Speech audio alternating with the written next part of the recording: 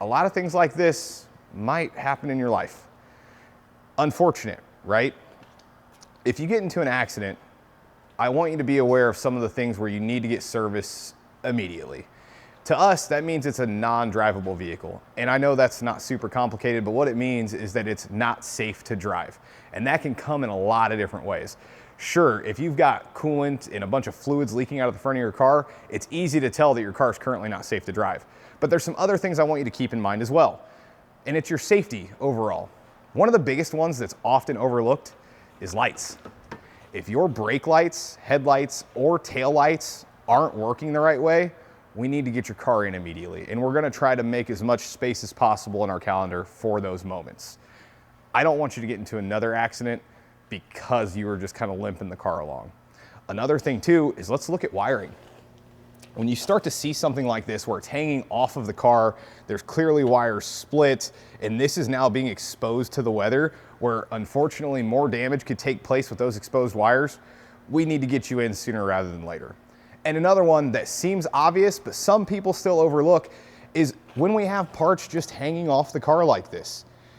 Now, sure, you might feel safe driving it, but what do you think the people around you are worried about? And I don't want you to be liable if a part comes off of your car and creates another accident, right? If you ever have questions about if your car is safe to drive or not, that's no big deal. Come by and see us.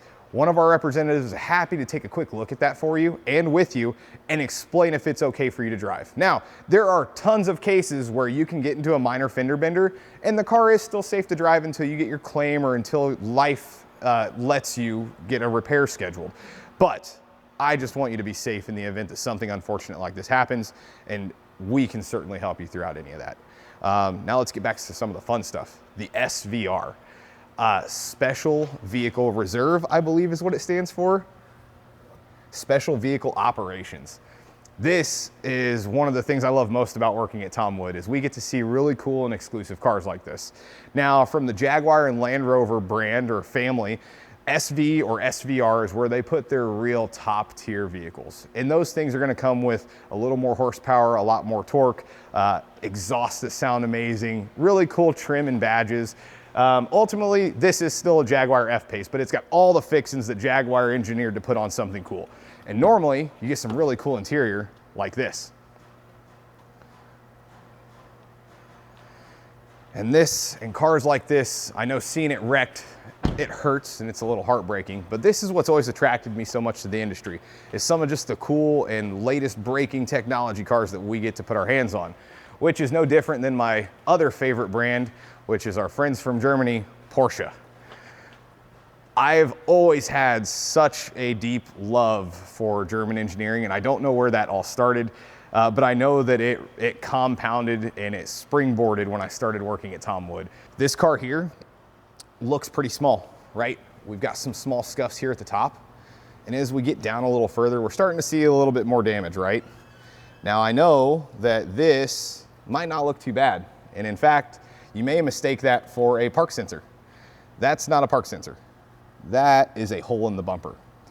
And we're gonna take a pretty good look at the Porsche OEM procedures and guidelines on how or if we can even fix that bumper. Now, I know there are a lot of people out there that know plastic's repairable, Josh, we can fix that bumper. And you're right, I agree with you. It's a matter of what should you do to maintain the quality, the form, the fitment, and the functionality that Porsche designed this bumper to have. So sure, could we plastic weld that, paint it, and no one would know the difference? You're right, absolutely. But we need to be very mindful of the OE procedures and their expectations, and we hold ourselves to the same standard that they want us to be held at. We're gonna do it right, okay? And I know that looking at this little bitty hole, Josh, why could that be very important? Well, there's a lot of reasons, right? What if there is a radar that reads through that bumper and it's engineered to read through a specific thickness of bumper as well as paint? This is gonna control things like your accident, forward collision avoidance, or your adaptive cruise control, things that the car's trying to keep you safe.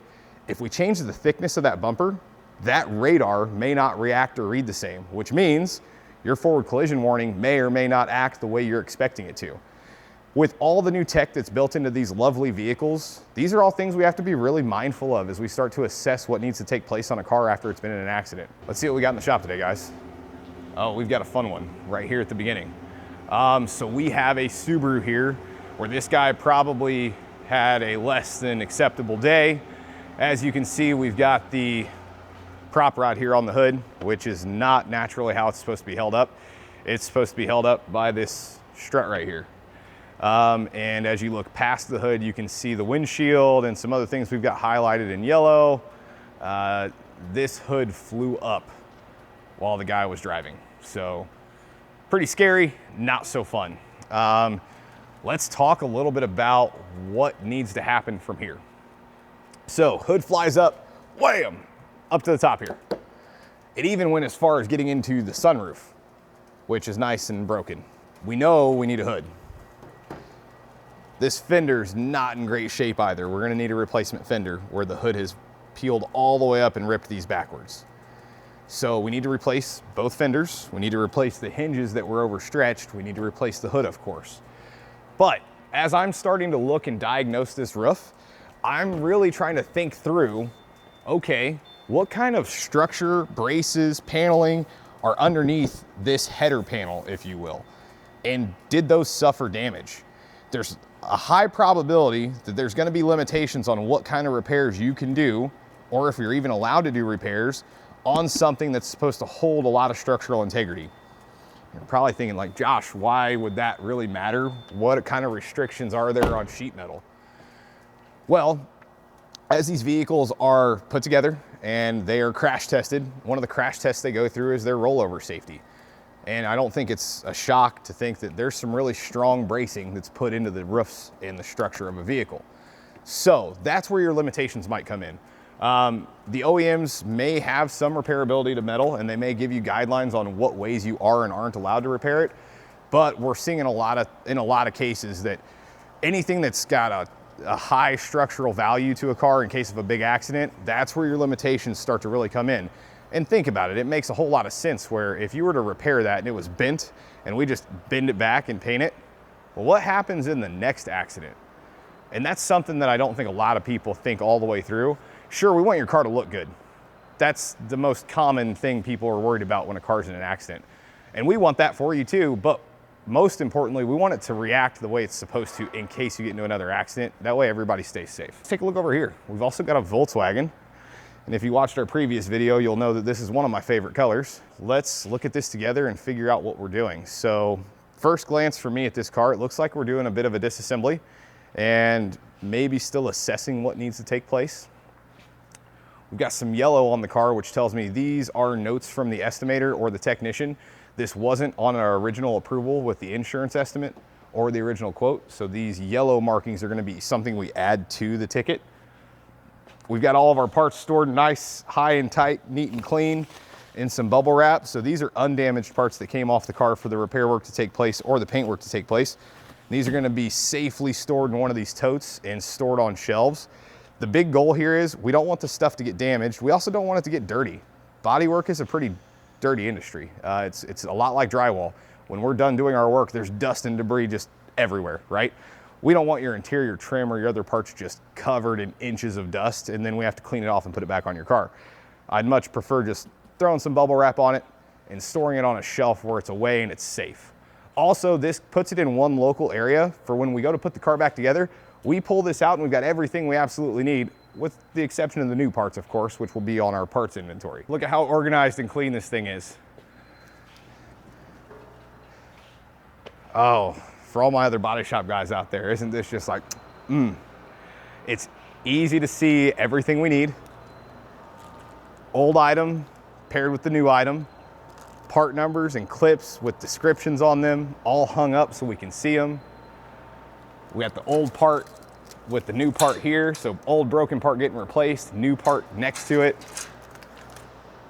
I know this is crazy, and I'm crazy for getting super amped up and excited about this, right? But this makes a job that's, we may have what, 30, 40 parts on here? So much cleaner and easier for us to do the right way. When you have something in mind, like a technician's not just working on one car at a time. A technician may have 5, 10, 15 cars that they're kind of working on, given their current stage of approval or waiting on parts. Imagine if you took this car apart and we took 50 parts off of it, right? 30 are getting replaced and 20 were good, they just need it out of the way. And you have to put those away for a month. And then you have to come back to it after you've worked on like 10 other cars. You're gonna be scratching your head if you just had one big mound of parts all intermixed and intertwined together with no labels. You know, trying to, to figure out what clip goes where and do I have all the parts that I originally took off the car becomes a really, really near impossible thing to do. That's why organization is such an exciting thing for me. And it's so aesthetically pleasing for me. Looks like we put a trunk lid and a rear bumper on this car and a couple other parts, as you can tell here.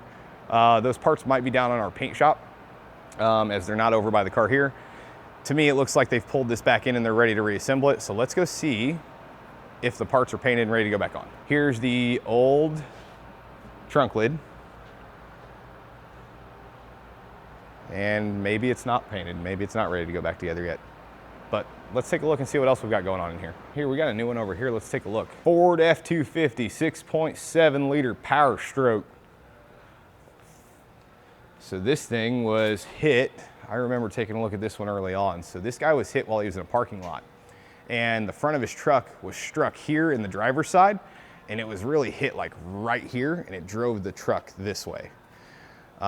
It did get into the wheel and this thing had to be towed in. If you take a quick look, this left front is pointed in and the right front's straight. So this one is pointing in quite a bit, towed in. That leads me to believe, and I can verify, but there's some suspension parts that are broken, leaving this truck unsafe to drive. So he did have it towed in. Now I haven't seen it until right now when it was actually taken apart. So we can see that the technician's already starting to give us some indicators of where he's found damage with this yellow paint pen. And you can really see right through here, especially with all the broken paint. And this right here, this is all shoved inward. So as I'm starting to look through it, this is pretty stout and strong on the truck, but that doesn't mean it's impossible to bend. The bracket's a little bit thinner and you can see it's welded on right here. But for me, I'm gonna start looking at the components directly connected to this as well to see if they all are shoved over as well. I'm trying to find where the inertia stops because that inertia travels through the vehicle. It has to stop somewhere, but I wanna look and see, do any of these welds look stressed? Do we have any other paint that's flaking or is something even maybe further damaged? There's a chance that it's not. It wasn't a huge accident or super severe. Let's see what the hood looks like.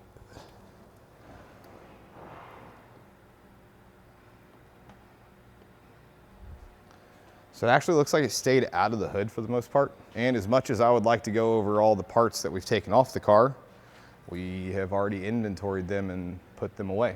So that's a good job though. Keeping the place nice and clean, organized. The car's got chicken pox. No, honestly, these are covering holes. So in the event that when we have this car taken apart, if there's any point in time that it needs to go outside, whether that's for parking and it's on hold, or we just need to drive around the rest of the building, this is preventing any kind of a fluid or liquid or rain or anything from intruding in areas we don't want it to. I know that's super silly and it takes a couple extra steps. We would also put a car cover actually over the vehicle if it had to be stored outside for any reason at all.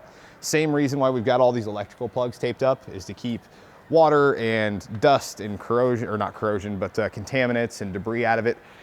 It's just an extra measure we take to try and keep the car safe while it's in storage, while it's disassembled. And that can be kind of tricky, right? A lot of people just put something called crash wrap on it, which sounds a lot cooler than it is. It's like saran wrap for cars. It's really just a super sticky, clear plastic that you wrap around cars. What do we have here? Audi Q8. Pretty cool SUV on the upper echelon of the Audi family for the SUVs. These are always fun. Do you guys know what that might be? I find these caught in a lot of fenders. Audi is one of the #1 offenders for this because of the way the fender is designed with the headlight. This is from our friends at Crew Car Wash, or a drive-through car wash. As those, I guess, brushes whatever they call them, the cloth spins as it's cleaning your car, it gets stuck, and then it eventually gets pinched and it rips it off. But we see that a lot. It's a dead giveaway that you drive your car through a car wash. So this one took a little bit of wheel damage. Now, this might sound totally crazy, but there might be more than just a wheel that's damaged here. Also, as we take a look into this, it's all surface level for the most part, but you can see where there's gouges and parts of the metal that are now removed. I don't know exactly what hit the wheel, but the manufacturer might call for a replacement on this, and let me explain why. With all the different alloys and metals that they're using to cast or make wheels, there's gonna be some restriction to make sure that wheel stays safe. And typically, removing metal from the wheel isn't viewed very appropriately as a repair. Think about that. As you remove metal from it, it may become weaker. And in these really thin areas of the spoke, they may be engineered with a tolerance that if you start taking metal away from it, that tolerance changes. The last thing you want is for a wheel to be repaired or something to be wrong and you hit a bump or you hit a pothole and now that spoke breaks. So we'll look through and we'll reflect on the procedures, but I do know that a lot of the OEMs will tell you that you can't add or remove metal on a wheel repair. Now, they may have some allowance for wheel repair, but typically what that looks like is nothing can really exceed sanding and painting. So something to keep in mind. Also, we're gonna do an alignment check. That's pretty clear to me, but to kind of talk to you guys about this, because the wheel was hit, we're now going to do an alignment check to make sure that none of the suspension components were either knocked out of place or potentially broken or bent. Drivability, safety, all come into that. Tire wear is another thing to keep in mind. If your car is just slightly out of alignment and you continue to drive it, you may not notice a pull to the left or the right, but your service center is going to let you know when you go in for standard maintenance that this tire is wearing quickly and none of the other ones are, and it could be just because you're a few degrees out of alignment. Uh-oh, we got a welding helmet inside. What year is this, Rob? 59. 59 Apache. I know we're gonna get roasted for this one, but the employees get to do some side work and projects, get to do some fun stuff. We get to enjoy the craft that we do every day. So we've got an Audi wagon, fresh out of paint too. This is what a larger paint job might look like though. So when we talk to you about full uniside or up and over or saddle, there's a couple other key phrases that they use for it. What we're talking about is full clear coat coverage from one edge to the panel to the other end of the panel. And the purpose for that is so, A, we're following OEM and paint manufacturer guidelines. Anytime we paint color, let's say there was a dent right here, we can paint that color and put that primer locally. However, for us to be able to warranty the paint job and do it the right way, we have to put a full continuous clear coat on it. So all the way to these panel edges here, all the way up to where it's going to be hidden underneath the quarter glass when it goes back on, and all the way into the door jambs. Now, with a lot of current model vehicle designs, that's where this becomes a lot larger of a project. We can't just tape it off or mask it off in an open panel.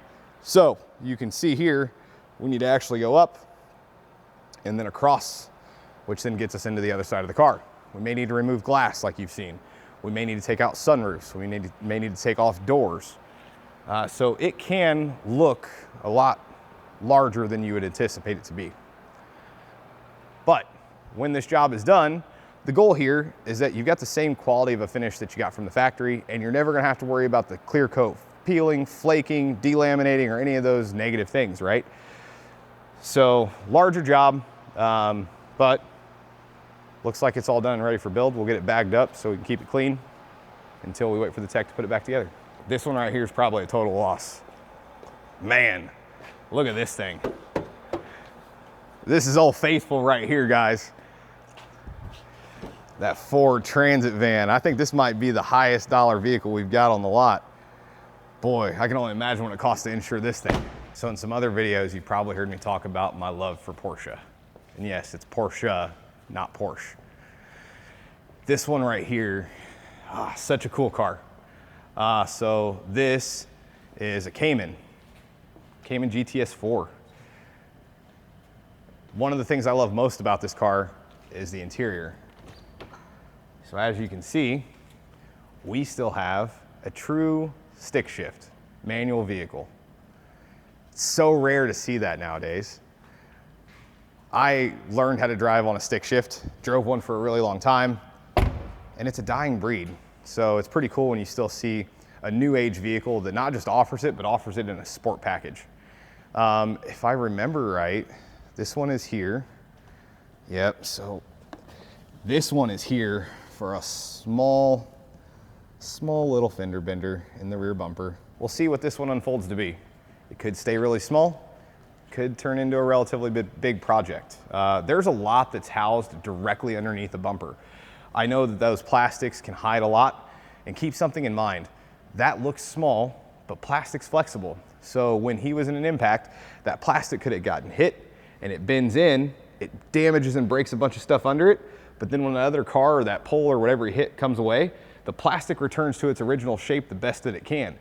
So unbeknownst to you, it may have broken, damaged, destroyed things underneath it, and the bumper pops right back out. And that's where some of these can be a little misleading. All you see today are a couple, flakes in the paint, scratches. Doesn't look that bad. But what's underneath could be really shocking. Fun fact, Porsche has their center caps, the bottom of the crest points to the valve stem. Fun little Porsche fact there. And as you can see, that holds true to this one. Let's see if it does on the other side. It's one of the first telltale signs if a guy who's worked on a Porsche didn't have the training and qualifications that we get to get these fun little tidbits about Porsches in insane attention to detail. Here's a free little shout out for some guys that we partner and we trust with doing all of our work on our calibrations for our vehicles. And that's our boys here at OEM Calibration. We got a great partnership with these guys, and for the guys at OEM Calibration, I'll ask for forgiveness instead of permission for giving you a shout out. But these guys are the guys who scan and calibrate our vehicles. Now, technically, they're not Tom Wood employees, but they live and clock in and clock out here at our facility. They're here full time. The reason we've gone this direction is as scans and calibrations and ADAS and adaptive cruise and all these extras that are put into vehicles continue to accelerate in their advancement, we wanted guys who were specially trained, and this was the world they lived in, is calibrations and electronics. So we partner with them, and this area over here is actually where they work every day to do all of our scan, diagnostic, and calibration needs here in-house using only OEM equipment. So their company title is very fitting, OEM Calibrations. We have all the specialty tooling, equipment, and technicians to get the job done the right way. I actually have a really cool video. Do you want to see something? It shows the importance of calibration and repair accuracy.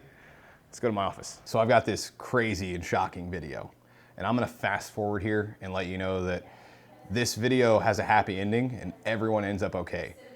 It's quite alarming though, and I think it speaks volumes for two things. Number one, fixing cars the right way and doing it the right way. Number two, the accuracy and who you trust to do calibrations on your vehicles. On this SUV right here, we're gonna watch as something really scary happens.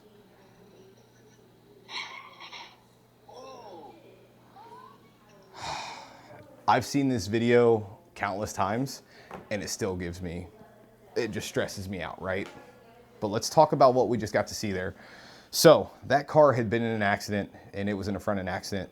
I don't know the exact details, but we know that there were some parts replaced on the front end of that car. The pedestrian or collision avoidance in that car did their job. Number one, if you repaired a bumper that you shouldn't have, and that radar reading through the bumper couldn't pick up that object in front of it, well, it wouldn't have reacted in the time that it did.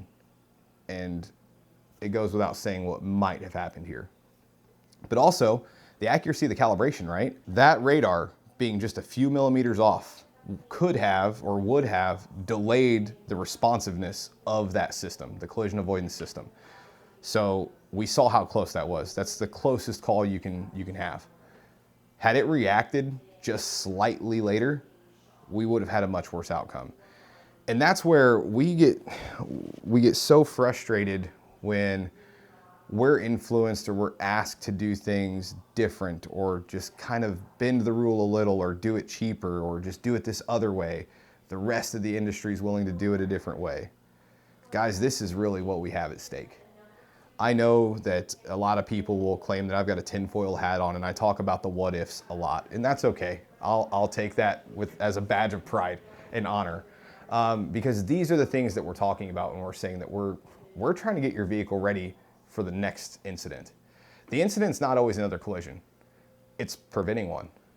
And for those who are willing to cut a corner, do it different, do it against OE position statements and standards, imagine how you would have felt if that was a car that you fixed and it didn't react the way it was supposed to. I'd rather not live with that. So it's ultimately important that you follow appropriate repair methods.